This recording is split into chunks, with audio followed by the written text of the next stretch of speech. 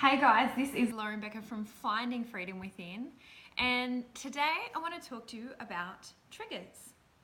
So, has someone said or done something to you that made you feel maybe angry, maybe alone, hurt, or upset in any way? Well, if you answered yes to any of these, then you have most likely been triggered, and so today's video is for you. So, today I'm going to give you a bit of a breakdown on triggers. So, what they are and how you can help yourself when they actually occur. And if you haven't noticed already, I talk a lot about triggers and how they can actually affect us. But let's take a step back and look at what a trigger actually is and why we have them. So, when someone becomes triggered, they're usually unexpected or a response that we feel like we've just always had, right? We also feel like they're out of our control because the triggers actually sit within our subconscious mind as opposed to our conscious mind, and majority of the time we're unaware of the fact that we actually have them.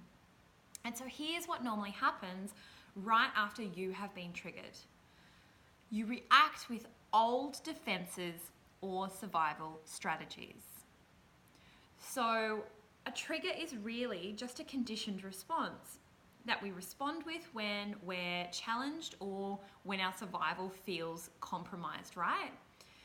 And these responses are normally no longer helpful or healthy, but they're just merely a way for our brain to keep us safe, which is the primitive job of the brain anyway. So it's doing its job. So some example of triggers can be when someone criticizes something you've said or done, and you instantly get defensive or angry, or respond with a verbal outburst or attack, right? Or even when someone criticizes something that you said or done, and you instantly feel unworthy, like you're not good enough, and you respond with silence and you want to just disappear, right? Now, this is my usual trigger that I am forever working on. Crazy. Or even when you return to your hometown and you instantly feel like a different person. So your body might tense up and you might feel very resistant to things.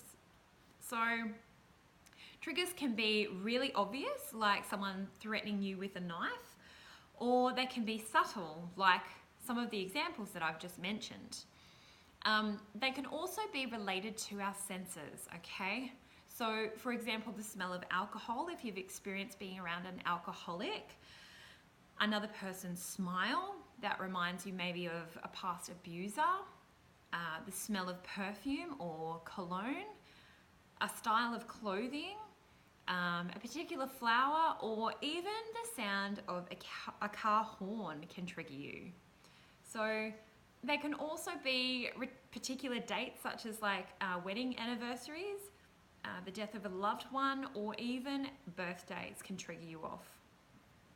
Now, everyone has different triggers, and each person's trigger depends on their unique experiences of being vulnerable and hurt in their life and the specific details of those situations in which those experiences occurred.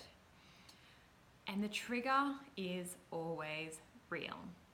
So, to put it simply, a trigger is something that reminds you of something traumatic or hurtful from your past.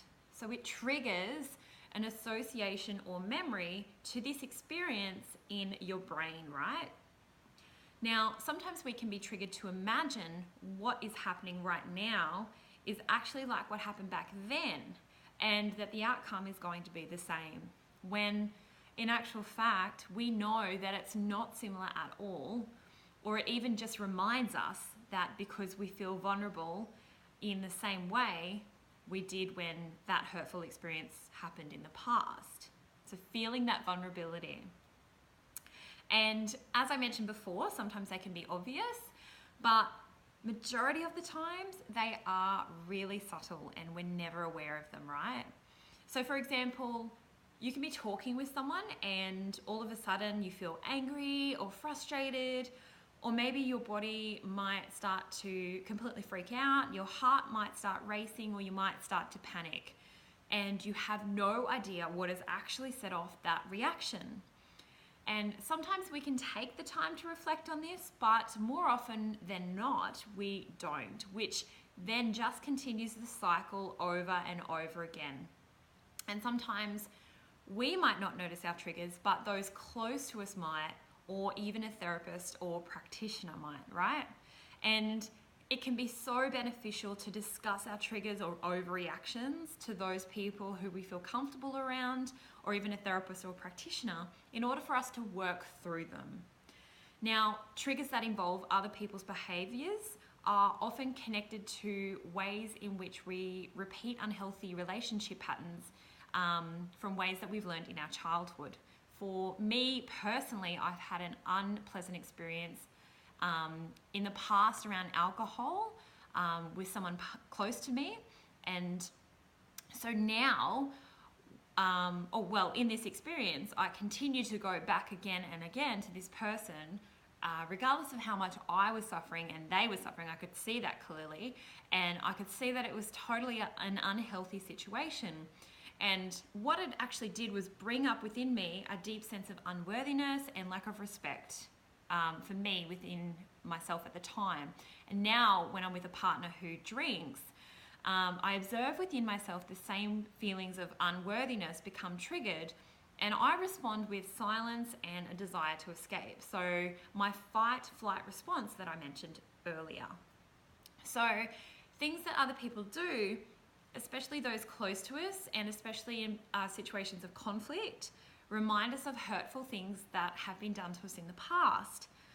And then we respond usually as if we're defending ourselves against those old vulnerabilities, hurts, or traumas, right? And the power of a trigger depends on how closely it resembles that past traumatic experience and our current state when we become triggered. For example, if we feel safe and calm, our reaction will be far less than if we were feeling unsafe, anxious, or even afraid, right? Also, a lot of the time, other people have no idea that you have been triggered, but up in your head, you are struggling with horrible memories and past stories. Your negative thoughts might just completely flood your mind, such as, I knew I shouldn't have trusted her, or I'm such an idiot, I can never do anything right, or even, see, I knew they wouldn't like me, no one ever does, stuff like that. And so as you can see, triggers are really, really dramatic, right? So this means that your brain has actually entered fight or flight mode. And so the part of your brain that reminds you of your values, that actually brings you clarity in these situations, and that actually brings you your ability to observe your own behaviors, has actually been shut down, completely shut down. And so responses to triggers can actually also compound over time if we don't become aware of them. And so this is when our lives may result in depression, smoking or smoking more than usual, drinking or drinking more than usual, watching mind-numbing TV, computer games, on your phones, and many, many more behaviors such as that, right? But did you know, million-dollar question, that you can actually change your triggers? So how do we do that? Well, so far we've learned that a trigger is actually a reaction to a deeper and older experience within our past that is triggered within our brain. And so this reaction inhibits us to act with control, freedom, and clarity within our present moment. So how do we change our response to our triggers? Awareness. Awareness gives us freedom and control, okay?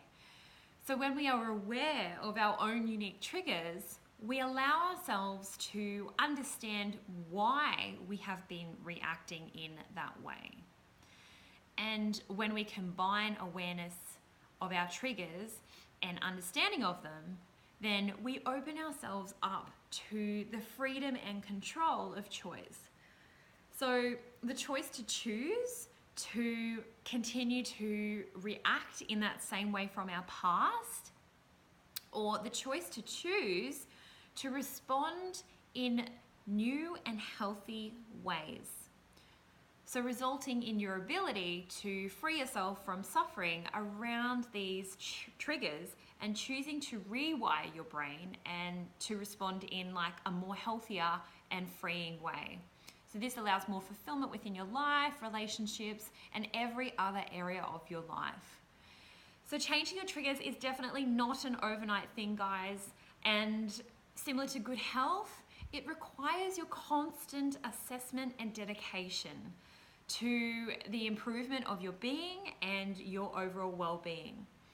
Understanding and reconditioning yourself can be a solo journey, but I highly recommend seeking the help from a professional to allow your awareness around these to be greatly speeded up. And to be honest, this is the exact reason why I became a kinesiologist. I was lost, unfulfilled, my emotions were up and down, and I didn't even know what triggers were at the time. And it wasn't until my first kinesiology session that I actually realized that I was trying to make sense of my life and myself, but not actually listening to my so very obvious triggers that were actually blocking me from feeling full of life, and not only affecting me, but everyone else in my life. So, if you have been thinking of helping yourself within this area, then please do yourself a favor and contact a professional. Or if you've been guided to having a session towards me, then please feel free to contact me. I would love to support you with this. So you can contact me at this link below, or send me an email at info@laurenbecker.com, laurenbeckerliving.com. I've also included a free resource for you to utilize so that you can help yourself, maybe even just get a little bit more awareness around your own triggers and how you can flip them around where they're coming from. Also, if you have any suggestions or comments on what helps you when you're triggered, then please leave a comment below. We would absolutely love to hear any suggestions. And just remember, guys, you are not weird, you're not alone, you're not a psycho, you don't have a mental disorder, you are completely human and you have just been triggered. And I promise you there is absolutely a way to help you with this. So until next time, guys, enjoy the journey. Lots of love.